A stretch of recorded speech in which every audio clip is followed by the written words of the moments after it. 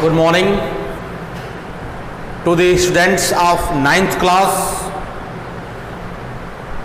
Today we are going to learn how to translate into English present past continuous tense. In the previous classes we studied the four forms of present tense and the first form of past tense. And now I am going to teach you, I am going to tell you, I am going to making you understand how to translate Hindi sentences into English of past continuous tense. It is just like present continuous tense. In present continuous, the occurrences, the incidents happen in present tense, and in these sentences the occurrences, the incidents, the work is being done in past tense. कहने का तात्पर्य ये हुआ कि जैसे present continuous आपने पढ़ा वैसे ही पास्ट कंटीन्यूअस भी है। उसमें वर्तमान काल में किसी कार्य का जारी होना पाया जाता है और इसमें पास्ट टेंस में किसी कार्य का जारी होना या जारी न होना पास्ट टेंस में पाया जाता है। उसमें पहचान के रूप में रहा है, रही है, रहे हैं, रहा हूँ आता है, और उसमें रहा था, रही थी, रहे थे, रहा था आदि आता है। इसमें बहुत इजी है, इजी टू अंडरस्टैंड है। रूल अफर्मेटिव सेंटेंस का रूल सब्जेक्ट प्लस वाज या वेयर में से कोई एक, अर्थात यदि सिंगुलर नंबर होगा तो वाज लगेगा, प्लूरल नंबर होगा तो वेयर लगेगा, प्लस क्रिया का फर्स्ट फॉर्म में आईएनजी, फिर ऑब्जेक्ट जो बचता है वो। उसी तरह से आपका नेगेटिव सेंटेंस इसी वाज या वेयर के ठीक आगे हमने नॉट लिख दिया, ये आपका नेगेटिव सेंटेंस हो गया। अब इसको आपको यस नो टाइप, प्रिय विद्यार्थियों, एक नियम के आधार पर आप बाकी के सेंटेंस के रूल आसानी से लिख सकते हैं। यदि आपको यस नो टाइप यानी कि डब्ल्यू इंट्रोगेटिव सेंटेंस के तीनों फॉर्म अफर्मेटिव वाले लिखने हैं जिसमें नेगेटिव नहीं आया है, तो आप इस रूप को लीजिए। इस रूप को कैसे लेंगे? ये आपका अफर्मेटिव है, इससे आपको इंट्रोगेटिव सेंटेंस बनाना है तीनों, इसमें नॉट नहीं आया है, तो इस वाज या वेयर को पहले कर देंगे किसी भी टेंस में, उसके सहायक क्रिया को पहले कर देंगे, फिर सब्जेक्ट लिख देंगे या फिर क्रिया आदि लिख देंगे तो हो जाएगा। तो इसको कैसे करेंगे? वाज या वेयर को पहले लिख देंगे प्लस सब्जेक्ट प्लस क्रिया के फर्स्ट फॉर्म में ING plus object plus ETC question mark. जो आपने yes type interrogative sentence rule लिखा, बस उसी यस टाइप इंट्रोगेटिव सेंटेंस को रूल को लिखने से पहले आप डब्ल्यूएच वर्ड लिख देंगे, बाकी यस टाइप सेंटेंस का रूल उतार देंगे। अब हु वाले में क्या, इसी सब्जेक्ट के स्थान पर हम हु लिख देंगे, हु प्लस वाज या वेयर प्लस ये डॉट डॉट, आपका हु टाइप हो गया।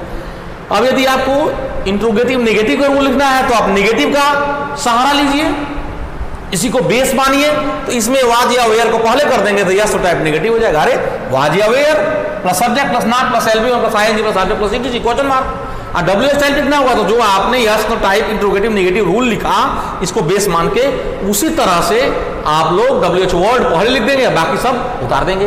हु वाले में क्या, इसी सब्जेक्ट के स्थान पे वो लिख देंगे, बाकी हो जाएगा। इसको प्रयास करिए, मैं इसको बता सकता हूं लेकिन मैं चाहता हूं प्रिय विद्यार्थियों कि आप इसको स्वयं प्रयास करें। एक दो बार आप अभ्यास करेंगे, थोड़ा सा दिमाग लगाएंगे तो आप पूरे के पूरे सेंटेंस का रूल आसानी से लिख लेंगे।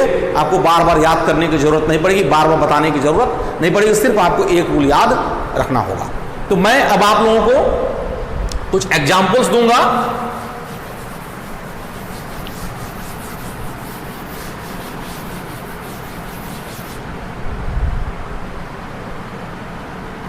सॉरी, मैंने यहां प्रेजेंट कंटीन्यूअस प्रिय विद्यार्थियों लिख दिया है, यहां पर हम लिखेंगे पास्ट कंटीन्यूअस। पास्ट कंटीन्यूअस हम लोग पढ़ने जा रहे हैं। तो एग्जाम्पल्स,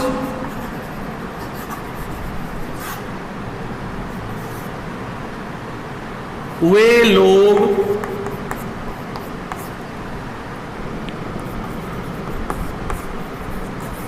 क्रिकेट खेल रहे थे।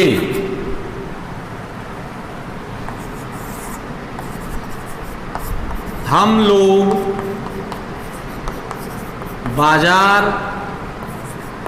में नहीं घूम रहे थे।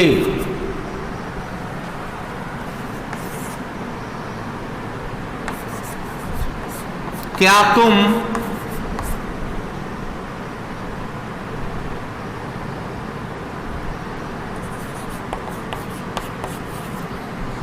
अंग्रेजी बोलना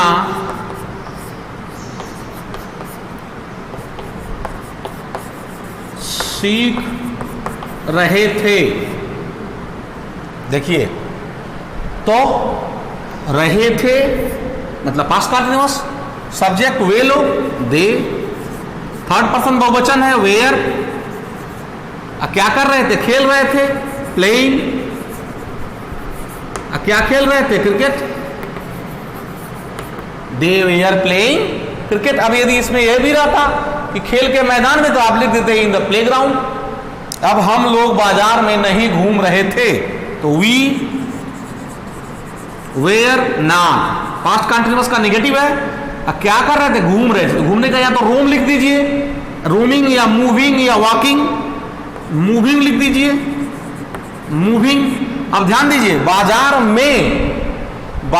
में की इंग्लिश इन नहीं लिखा जाएगा, अबाउट लिखा जाएगा।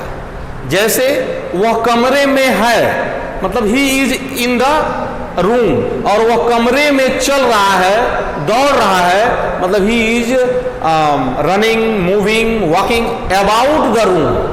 मतलब इन जो है स्थिरता को शो करता है, और अबाउट जो है वो अस्थिरता को शो करता है।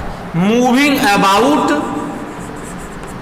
क्या? बाजार में, the market, about the market. अब क्या तुम अंग्रेजी बोलना सीख रहे थे? तो where you learning, where you learning क्या? इंग्लिश स्पीकिंग,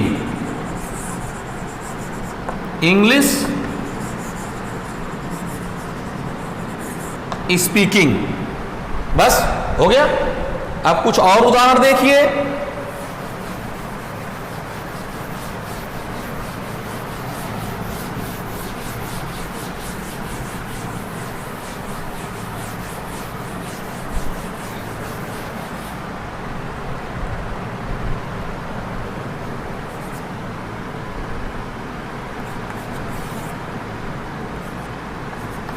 वह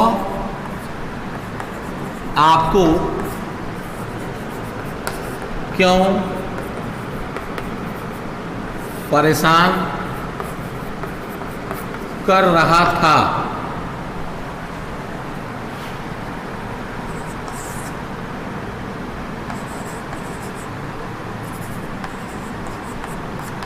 कक्षा में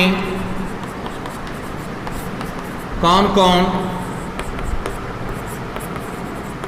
शोर कर रहे थे?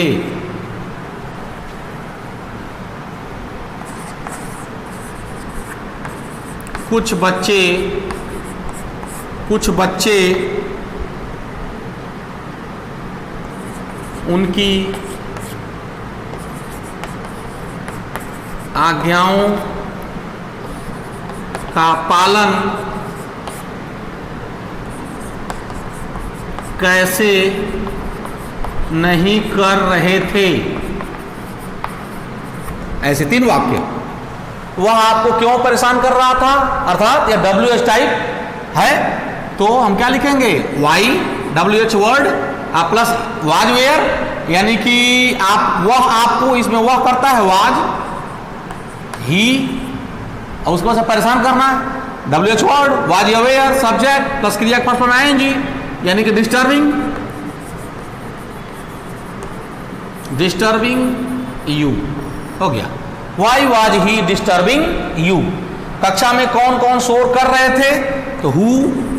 ऐसा लग रहा है प्रिय विद्यार्थियों, I would like to once again repeat that there are 4 works of the question word who. Who works, the question word who works as a subject, as a as an interrogative word, singular number and plural number, अर्थात एक वचन भी है, बहुवचन भी है, कर्ता भी है, प्रश्नवाचक शब्द भी है। तो यहां लग रहा है कौन कौन बहुवचन, वेयर। जब हु से एक वचन का बोध होगा तो वाज लगेगा, और बहुवचन का बोध होगा तो वेयर का प्रयोग होगा। हु वेयर, अब नॉइजिंग या making a noise, noising, who were noising in the class, who were noising in the class, ऐसे, या who were making a noise in the class. कुछ बच्चे उनकी आज्ञाओं का पालन कैसे नहीं कर रहे थे, क्वेश्चन वर्ड है हाउ, और कुछ बच्चे बहुवचन है करता है तो were. How were some children, some children, some children, कैसे नहीं, ना नेगेटिव है, ओबेइंग,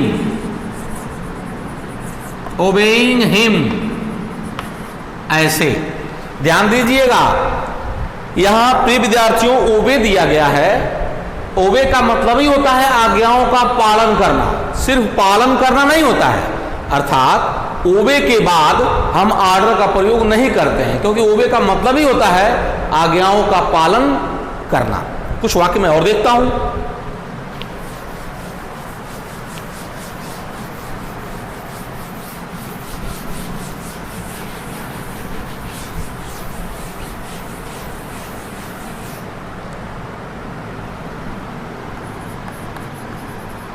उसके पिताजी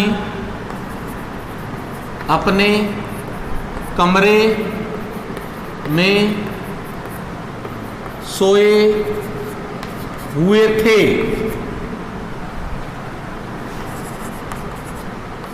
आपका बटुआ मेज पर पड़ा हुआ था। तो उसके पिताजी, his father was sleeping in his room. और आपका बटुआ, your wallet was lying on the table. Present continuous में मैंने बताया था कि कभी कभी ऐसे भी वाक्य आते हैं जिसमें रहा, रही, रहे नहीं आता है, लेकिन वो पास्ट कॉन्टिन्यूअस में बनाए जाते हैं। उसी की ये उदाहरण है। मतलब सीधे सीधे मोटे मोटे तौर पे प्रिय विद्यार्थियों आप ये समझिए कि जिस तरह से प्रेजेंट कॉन्टिन्यूअस है उसी तरह से पास्ट कॉन्टिन्यूअस है, अंतर सिर्फ टेंस का है, दूसरा कुछ भी नहीं है। आज की वीडियो में इतना ही। आप ज़्यादा से ज़्यादा एक्सरसाइज करिए। प्रिय विद्यार्थियों, मैं आप लोग को एक बार यह सलाह देना चाहूँगा। यदि आप सलाह समझते हैं तो सलाह समझ लीजिए, ऑर्डर समझते हैं तो ऑर्डर समझ लीजिए, जो भी आप समझ लीजिए। Tense is the backbone of your English study, अर्थात आपके अंग्रेजी के अध्ययन का रीढ़ का हड्डी है टेंस की जानकारी, ट्रांसलेशन की जानकारी। यदि आपको ट्रांसलेशन की जानकारी नहीं है तो आप आगे की पढ़ाई इंग्लिश में अच्छे तरीके से क्या, सामान्य तरीके से भी नहीं कर पाएंगे। इसलिए आप 9th क्लास के विद्यार्थी हैं तो आप टेंस अर्थात ट्रांसलेशन वाली समस्या को इसी क्लास में समाप्त करने का प्रयास करिए। Thank you very much.